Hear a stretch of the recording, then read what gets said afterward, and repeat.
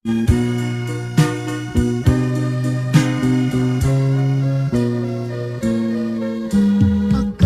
ko noon ay wala na katapusan ang mga sandali ng kaligayahan.